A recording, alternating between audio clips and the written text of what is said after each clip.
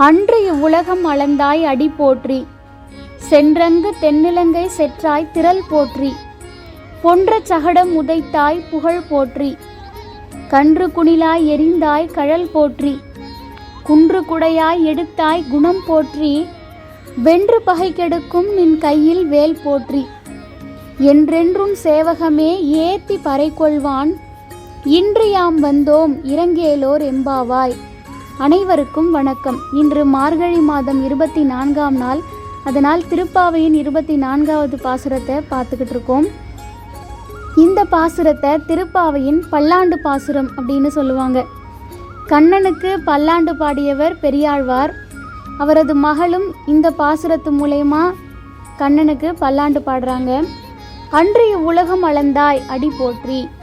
அன்று வாமன அவதாரம் எடுத்து மகாபலி சக்கரவர்த்தி கிட்ட 3 அடி நிலம் கேட்டு இவ்வுலகம் அளந்த இறைவனே உங்களது பாதங்களுக்கு பல்லாண்டு அப்படின்னு சொல்கிறாங்க.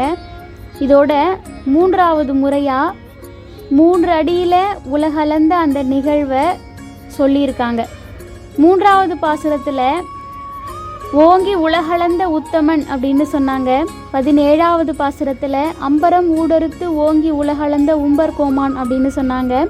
இங்கே அன்று இவ்வுலகம் அளந்தாய் அப்படின்னு சொல்லியிருக்காங்க. ஸோ 3 முறை வாமன அவதாரத்தை ஆண்டாள் மிகச் சிறப்பாக எடுத்துரைத்திருக்காங்க.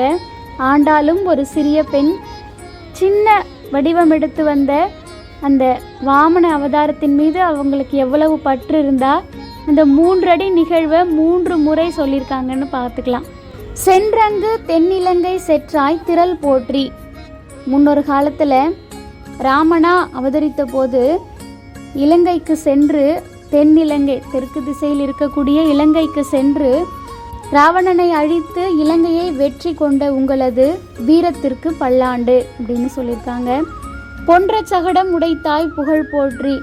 இதே கண்ணன் அவதாரத்தில் சகட வடிவம் எடுத்து வந்த அசுரனை உடைத்தே தன்னுடைய காலால் உதைத்து வென்றவன் இந்த கண்ணன். அந்த புகழுக்கு பல்லாண்டு. கன்று குணிலா எரிந்தாய் கழல் போற்றி. இதே மாதிரி கண்ணன் கொஞ்சம் வளர்ந்ததுக்கப்புறம் அவரை அழிக்க வந்த கன்றுக்குட்டி அவதாரம் எடுத்து வந்த அரக்கனை விளாமரத்தின் மீது எறிந்து, அந்த விளாமரமும் ஒரு அரக்கன், இந்த 2 அரக்கர்களையும் வென்ற உங்களுடைய வீர கழல்களுக்கு பல்லாண்டு. கழல் அப்படின்னா வீரர்கள் காலில் அணியக்கூடிய ஒரு அணிகலன். அந்த வீர கழல்களுக்கு பல்லாண்டு. குன்று குடையாய் எடுத்தாய் குணம் போற்றி.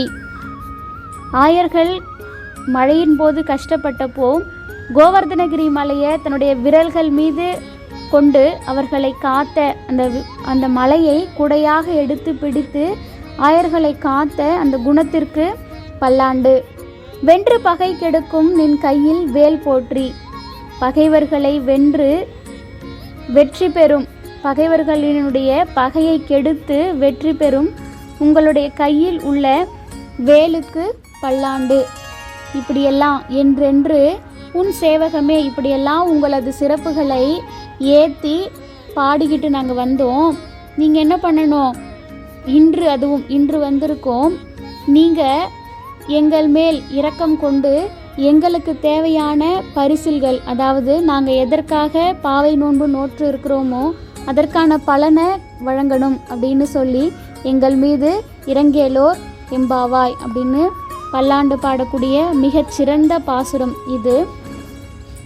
அன்று இவ்வுலகம் அளந்தாய் அடி போற்றி, சென்றங்கு தென்னிலங்கை செற்றாய் திரள் போற்றி, பொன்ற சகடம் உடைத்தாய் புகழ் போற்றி, கன்று குணிலாய் எரிந்தாய் கழல் போற்றி, குன்று குடையாய் எடுத்தாய் குணம் போற்றி, வென்று பகை கெடுக்கும் என் கையில் வேல் போற்றி, என்றென்றும் சேவகமே ஏத்தி பறை கொள்வான், இன்று யாம் வந்தோம் இறங்கேலோர் எம்பாவாய். நிச்சயம் இந்த 24ஆம் பாசுரம் உங்களுக்கு பலன் தரக்கூடியதாகவும் பயனுள்ளதாகவும் அமைந்திருக்கும். இந்த பதிவு உங்களுக்கு பிடிச்சிருந்தா வீடியோவை லைக் பண்ணுங்கள், மற்றவங்களுக்கும் ஷேர் பண்ணுங்கள். இன்னும் இந்த சேனலை நீங்கள் சப்ஸ்கிரைப் பண்ணாமல் இருந்தால் மறக்காமல் சப்ஸ்கிரைப் பண்ணுங்கள். நாளை 25ஆம் பாசுரத்தில் உங்களை சந்திக்கிறேன். நன்றி.